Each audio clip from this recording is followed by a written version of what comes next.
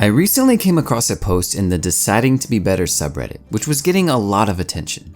It was a warning from someone who said they wasted their 20s. And what I found so compelling is that it described nearly every pain point I have repeatedly heard from young guys who are struggling with a lack of drive and purpose, usually combined with an excess of anxiety or depression. The author of this post says he never moved from his hometown, still lives with his parents, is still a virgin, never kissed a girl, and feels like he has wasted the most fruitful period of his life. If you read on, it actually sounds like he has done a lot of things right. He has a good job, he dedicated himself to music, he works out, reads, he tried to start a business, and on top of that, he's only 27, but he is talking like it is all over. He says, "My ecosystem is barren. I'm just a shell of a man, waiting for my time to be swept off this earth." The reason I identify with the guy in this post so much is that I was him. From 7th grade on, I was always the shyest person in the room. As I went into my 20s, still a virgin, with very few friends, mortified of social situations, I felt doomed to living the rest of my life completely trapped in my own head. Like the guy in this post, I spent most of my life focusing on everything that hasn't happened for me. And much of this was due to that cruel mistress known as social anxiety.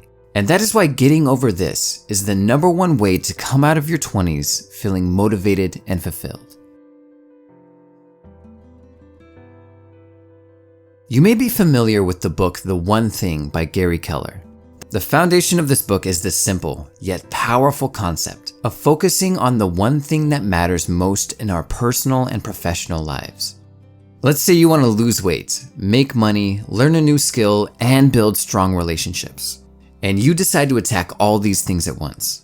You may be able to juggle them for a few days or weeks, but sooner or later, everything will come crashing down. If instead you begin by focusing your attention on one thing at a time, it is much more likely that you will see it all the way through. But with so much to accomplish, how do we decide what to focus on first? The answer is to focus your attention on the one thing that will have the biggest impact across every aspect of your life. That is why crushing your social anxiety is #1 on this list, because it will make everything else I mention in this video much, much easier. Big goals require big steps that are often very scary, and social anxiety makes us hesitate. When we hesitate, those opportunities slip through our fingers. Like the guy who wrote that original post, I spent so many years waiting for the perfect girl, the dream job, and the dream life to just fall in my lap. Eventually, I became so tired of the excuses, the self-pity, the constant inner monologue of if only I wasn't anxious, or if only I could be confident and outgoing like other people. Eventually, I hit a breaking point where the pain of going on in this way was so much greater than the perceived pain of making a change. So, I immediately began putting myself in as many uncomfortable social situations as I could find. I was scared of talking to strangers, so I started talking to every person I saw. Even if the only words I could mutter were "hey," I knew that every time I made the words come out, I was getting a little more comfortable, a little more confident, and I was slowly working myself free of this fear that had gripped me for so long. A lot of people think overcoming social anxiety means being 100% confident in every situation, but this is absolutely not true. The goal is not to be comfortable and confident all the time, but to have the confidence to know that no matter how scary the situation seems, even if it goes completely wrong, you will not only get through it, but will grow and learn from it. Living at home well into your 20s is becoming more and more common. In fact, 63% of single adults between 20 and 29 still live with their parents, and for seemingly good reasons. When you consider the thousands of dollars you will be saving on rent over the years, it seems like a no-brainer, until you weigh the hidden cost of making this choice. It will be much harder to start a romantic relationship. Knowing that rent payment is due every month will force you to learn financial responsibility. And if you know that you will have to take the leap sooner or later, why not choose sooner? What usually begins as a temporary transition stage often extends indefinitely. It happens to almost everybody. You either go off to college or live on your own, and finally, you can eat what you want, when you want. If you were lucky enough to stay in shape throughout high school, it is likely that most of it will be lost after just a few years of adulting. To make the commitment to get into shape is a big step, but one of the major pitfalls people commonly run into is they get really motivated. They work out ferociously and they are feeling great, until the next day when they wake up and feel like they got hit by a bus. The key when you are starting out is to focus on consistency over intensity.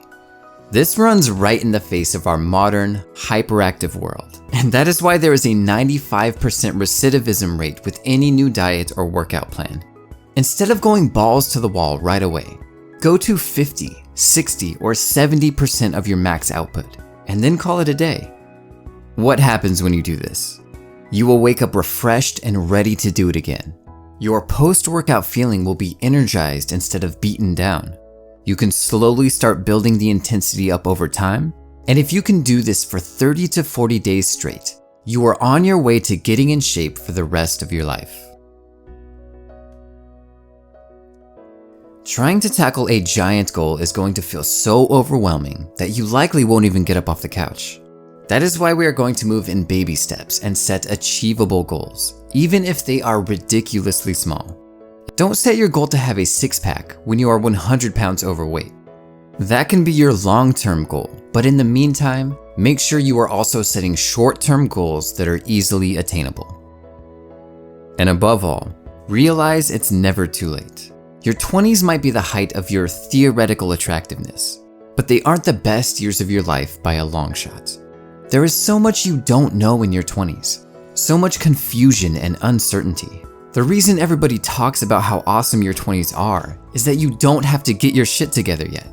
My one hope I have for our Redditor is for him to realize it's never too late.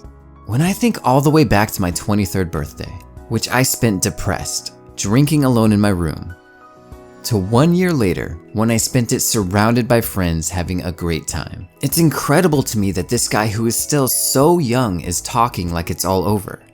If you truly commit yourself, you will be amazed at the changes you can bring about in just 1 year.